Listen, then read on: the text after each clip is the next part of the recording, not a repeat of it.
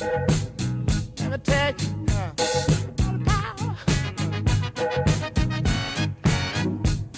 power, love.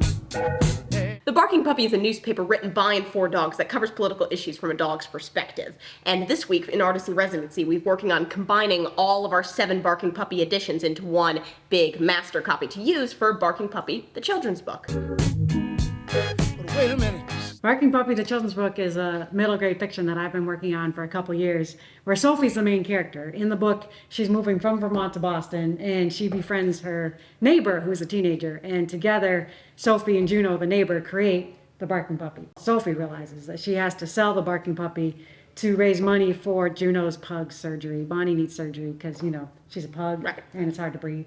So She's true. having some issues. So Sophie saves the day, and they go out and start selling the Barking Puppy. The notion of earning money is something that I think is very relevant and developmentally appropriate, and is enables you to have a book that has urgency in it without it having to be particularly gritty or family risk or family separation, all of the ways that we can make middle grade intense. It's nice when it can be, okay, there's a problem that we're solving together, not just changing our relationship to, but actually solving and doing engaging creative things that then bring money and help us solve the problem, I think is really a lovely spot. The very first Barking Puppy, when Sophie was only 10. Mm-hmm. And we've been collaborating ever since. We've been collaborating ever since. And since then, we've made a Street Buffet, Go Puppy, the board game, and also a travel guide, advising dogs about the Street Buffet all over the globe. Those are all still products in a line. Oh, yeah. Right now we're doing a book that's I think the book and the video are both sort of a different relationship to, yeah. Right? So they're kind of meta, the book is about the characters and the movie's about the book, I never thought it would become this big, now you've been writing a whole book for 2 years about me and about our whole thing. I mean, that's... Right. When you were making a list for Sophie and number 10 was be brave. And I was like, oh God, no, you cannot end with that. I don't know where you got that from, but every middle grade novel with a girl protagonist, they have to learn to use their voice and be brave. No. And you came back with Think Like a Dog, which was so much more unique and so much more useful in the context of the plot that you were creating. Creating the All-Star Edition, it's been nice to reminisce and look over all of our different classifieds we've had throughout the years. We pulled out the old preferred gender pronoun piece that we loved from an early Barking Puppy. This was from the 2nd edition. This reads, I'm 150 pounds of girl, now they know, from one happy customer. One of my favorites here is the missed connections from A Poignant Pug. It reads, I saw you at the dog park. We rolled in something stinky together until your owner made you move on. Retriever with silky hair. A lot of our favorites about, rolling in death and bad smelling perfumes. Daryl's dead squirrel kibble. Rolling in death is great. These are the things that dogs want to buy, right? One of the questions we had to explore while creating our new All-Star Edition was, what dog on the street do you use? Because, we have at least 7 dog on the streets and separate ones for our travel guide. In the book, Sophie's just moved to Boston, so we're like, oh, perfect. We have some Boston news, and we also have the dog on the street question, how do you feel about moving? Well, of course, that's right in the book. Fresh on their minds. I forget which issue we pulled it from, but we're like, that's going to be a natural. Baba really is going to miss the woods and pond of Vermont. It was a lot of fun picking through 7 editions, coming up with the All-Star edition, and now I can go back into Barking Puppy the book and start to weave these conversations through the book and then weave them into Juno and Sophie creating the Barking Puppy. When I think about what Barking Puppy will bring to middle grade fiction, one of the things that stands out is the teenage character.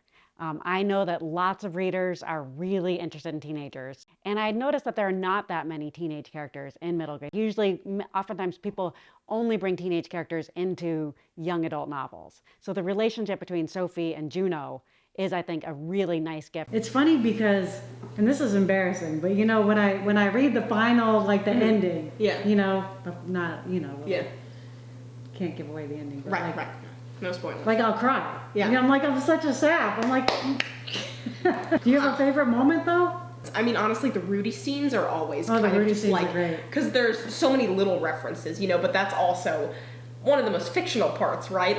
Your roles are so are totally switched. And it's a fun way to think about this alternate reality that's like so Rudy was close Summit. to heart. Yeah.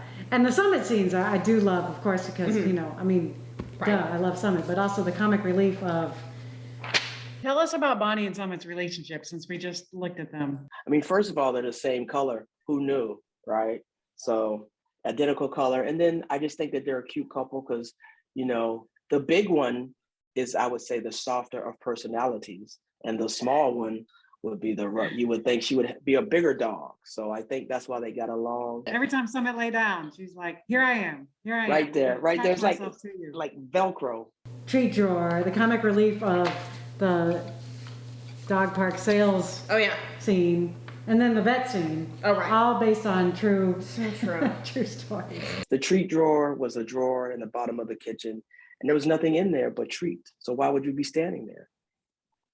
One of the things that, again, this isn't unique to Barking Puppy, but I think Barking Puppy does especially well, is create the neighborhood of supportive adults, really quirky, supportive adults playing different roles in a young person's life, rather than that quintessential, I'm an orphan, or my parents have been killed, or like everyone's gone and I'm on my own. Like instead, there's a real sense of community around Sophie. Street Buffet, Go Puppy. Oh yeah. Which we'll have to play while we're here. Oh, definitely. Make you wanna dance. Love and happiness. Love is. Wait a minute. Love is. Walking together. Talking together. Well, this idea for the closing ceremonies came from the artists and their families. And for me, there's nothing better than an initiative that just bubbles up, shall we say, organically. We believe strongly in the importance of rites of passage and opening and closing, as with the story and the book itself. So for us to basically sing our way out of this with the musicians coming in.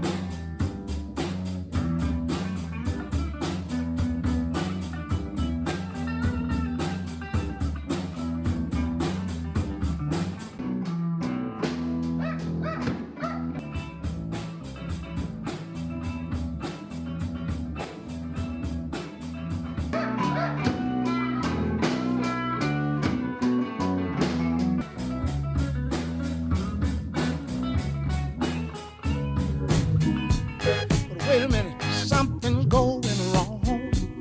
Someone's on the phone, 3 o'clock in the morning.